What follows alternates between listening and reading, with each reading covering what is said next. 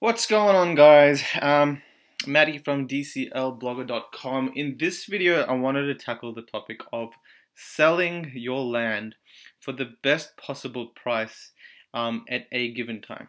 Okay, now I've made a ton of videos about buying lands at a really good price and where to look and how to do private deals and how to scout the market and the research you need to do, etc., etc. But really, in fact, I don't think I've ever spoken about selling your land. So now you may be in Decentraland as someone that has contributed to the ICO or a very first time investor who contributed during the auction. So you might want to cash out now. You might be a land flipper that has bought something and wants to cash out. Okay, now I'm going to tackle the concept of selling to make a profit.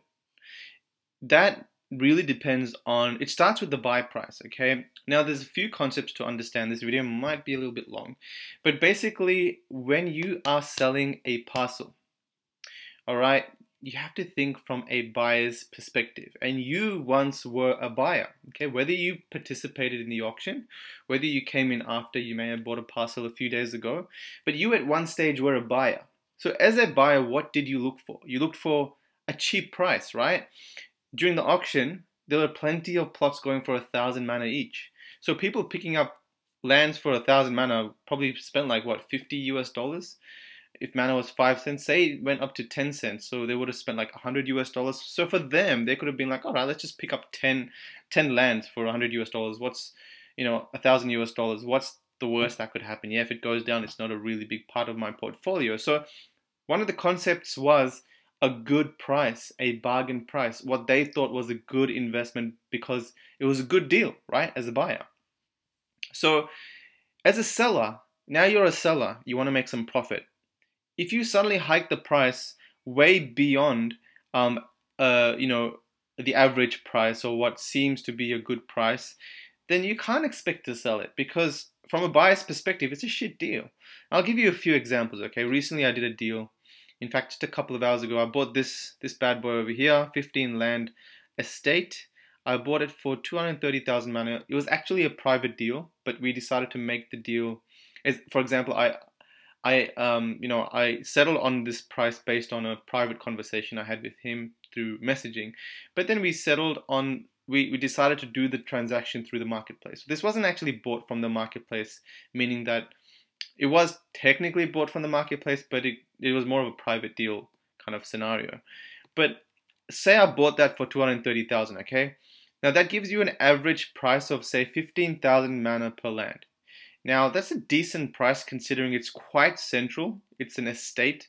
There's not many estates in this center area that are of this size, right? So there is this one of 20, I think it's 20 parcels, yeah, 20 lands, and that's selling for 2 million mana, which is like 100,000 per land, which is quite a lot. But then again, estates are in a league of their own. So, at the end of the day, if someone wants an estate that badly, they don't have many to choose from. So, for example, I bought this for 230,000 mana. And I've relisted it for 700,000 mana, which gives you an average parcel price of, I think it is, what is it, 700 divided by 15?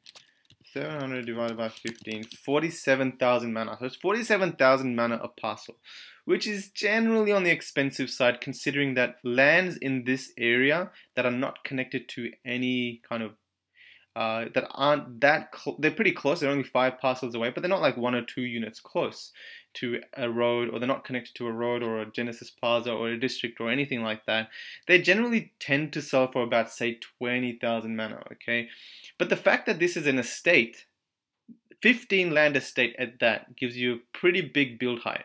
So if some commercial company comes in and wants to set up shop in Decentraland, is pretty serious about it, they might consider this. So this is why I'm appealing to them. But I haven't priced this at say 2 million mana or 3 million mana where it's 100,000 mana a parcel, because that's very difficult for a buyer to come by. And he's got better choices. He's got this one that's very close to it's actually a road connected land.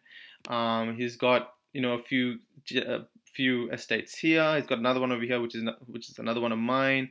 It's got a little bit of more. Maybe it might be it's a good price. That's what I'm trying to say. For a commercial buyer, it's a good price. I'll give you a few more examples, right? So this one over here is another parcel of mine. I bought this as part of a package deal, believe it or not. I bought it for like 12,500 mana because it was part of a package, and the person with 32 lands was just getting rid of them. And I offered 400,000 mana. He took it, so that averages it out to about 12,500 mana land. So this one, I'm trying to sell it for 105,000 mana, which is pretty cheap. It's only 1 unit away from Genesis Plaza, 1 unit away from both double roads, and everything around here, if you take a look, it's in the millions, right? That's 189,000. That's my only competitor. Oh, we got that one too. We got that one at 85,000 mana. Mine's a little bit more expensive because it's connected to like the corner center. Now, if I price that at say 300,000-400,000 mana, it's pretty expensive, right? And there's so many other better deals to have at that price. So as a seller, you're coming in, wherever your parcel may be, maybe it might be all the way down here, it might be a road parcel. You have to kind of look at your surroundings. If you have a parcel that is connected to a road, then you're competing with other parcels that are connected to a road. So your market is people that want to buy these road connected parcels.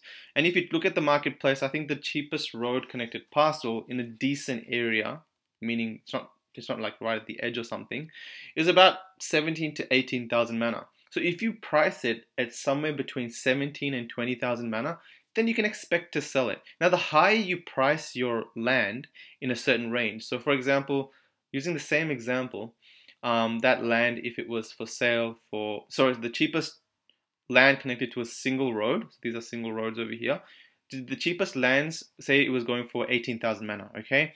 Then you might price yours between 18 to 25. Now, the higher you go, the longer you'll have to wait to get that sale, generally speaking, okay? You'll be very lucky for someone to come in and buy it at 25,000, considering there's probably like 5 or 6 better deals around with a similar characteristic of them being connected to a single road. So you gotta kind of look around to see who you are competing with. And what you'll find is obviously a general kind of, it's pretty obvious that the cheaper you kind of list your land, the quicker it's going to sell.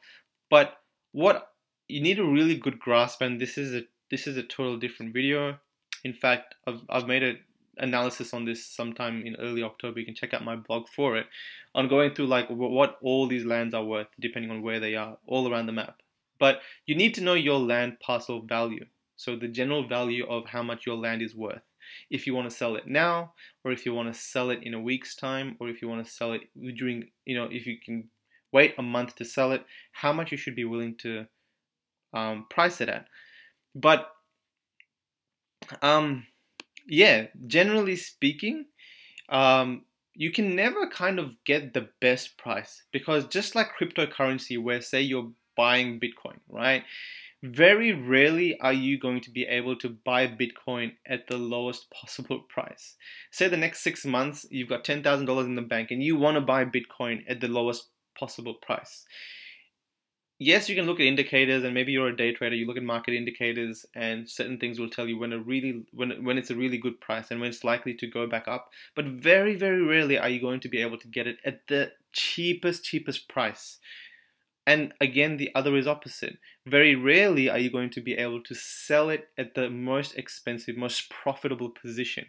And that's a concept that you have to understand, is that there's a sweet spot in between that. Okay, there's a sweet spot in between that. It may not be up here and all the way down here, but it's somewhere in between where you can kind of zigzag around and you can buy it at a decent price that's cheap compared to the market value at the moment.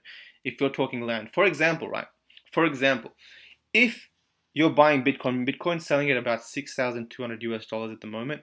If there was a chance for you to buy Bitcoin at $5,500 US, even though it's like, 1,000x more expensive than when Bitcoin first came out at what pennies or something, you would still buy it, right? You would still buy it at $5,500 US because you can sell it literally immediately for $6,200 US by putting it up into an exchange. But your intent, your kind of drive to buy it came from the fact of Bitcoin being underpriced, undervalued, and you knowing you can make a profit if you need to. So the fact of the matter is, a lot of people in Decentraland at the moment are looking at it from an investment perspective. A lot of people are holding it, flipping it. Not many are waiting for the world to come out to actually develop. In fact, those numbers are growing and there's a lot of incentives out there. And I hope to, if you're a developer, get in touch with me. I can see if your project's good and I can let you build on my land, or get you in contact with someone else so you can build for free on someone else's land, because that's what I want to promote and everyone wants to promote in Decentraland, for it to become a platform that's fun and engaging to use. But the reality is, at this point in time, most people that are investing, putting hard-earned money, crypto or fiat, into Decentraland are looking to make an investment gain at some point, whether it's to flip straight away or not. So these are the people that are kind of money savvy, they're looking for profit, and they put their money in to something which they think they bought a good